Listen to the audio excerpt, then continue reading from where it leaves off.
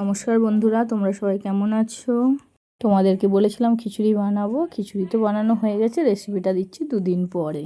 অনেক রকমভাবেই খিচুড়ি বানানো যায়, তবে আমি এরকমভাবেই বানিয়েছি।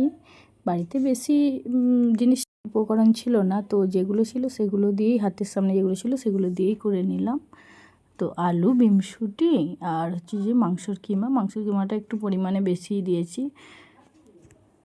আলুটাকে লাল লাল করে ভেজে তুলে নিলাম। এরপরে বিমসুটিটাকে হালকা ভেজে নিলাম, বেশি ভাজবো না, হালকাই ভেজেছি। তারপরে তো যেমন করে হয় তেজপাতা, এলাচ, শুকনো লঙ্কা সব কিছু দিয়ে পেঁয়াজটা ভাজা ভাজা করে নেবো। একটু ভাজা ভাজা লাল লাল হয়ে ভাজা হলে তারপরে তো এদিকে আদা রসুন বাটা দিয়ে দেবো।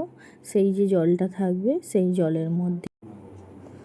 জলের মধ্যে একটু লঙ্কা গুঁড়া, একটু হলুদ গুঁড়া আর একটু সরষের তেল দিয়ে দিলাম। দিয়ে এবার একটু ভালো করে এটাকে মিক্সড করে নিলাম।